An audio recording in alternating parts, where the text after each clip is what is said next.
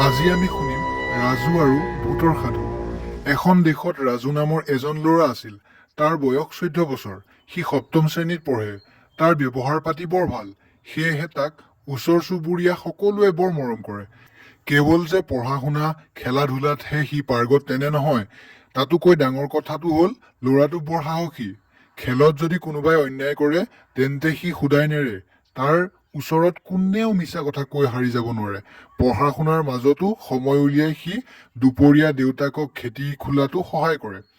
এদিনাখনৰ কথা, ৰাজুৰ দেউতাক ঘৰৰ পৰা অলপ দূৰৈত কাউৰীয়ে কা কা কৰা আগতেই শোৱা পাতি এৰি হাল বাবলৈ গৈছে। সেইদিনা আছিল ৰবিবাৰ। শোৱাৰ পৰা উঠি সি ভাবিলে আজি দেউতাকক কিছু সহায় কৰিব। সেইকাৰণে দেউতাকলৈ মাকে ৰান্ধি দিয়া চাহ জলপান লৈ পথাৰলৈ গ'ল।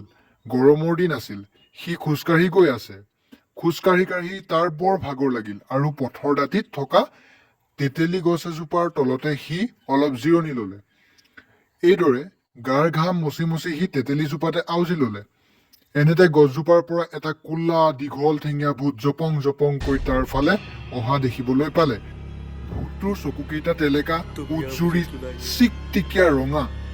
ৰাজুৰ অলপ ভয় লাগিছে যদিও সি ভয় দেখুওৱা নাই। ভূতটো লাহে লাহে ওচৰ চাপি আহি তাৰ হাতৰ জলপানৰ টোপোলাটো লৈ গ'ল।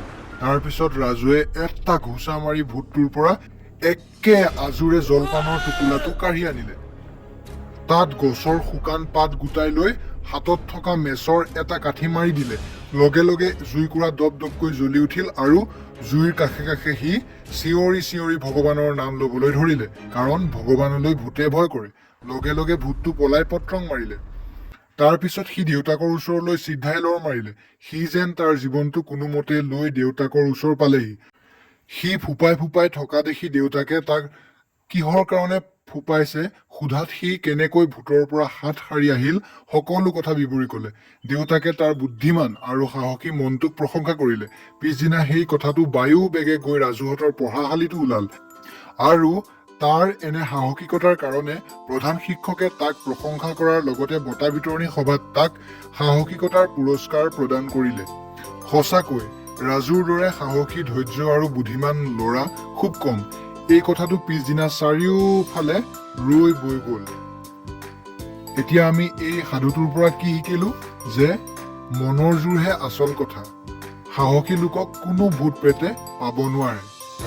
এনেধৰণৰ আৰু ধুনীয়া ধুনীয়া সাধু শুনিবলৈ আমাৰ চেনেলটো ছাবস্ক্ৰাইব কৰিবলৈ নাপাহৰিব।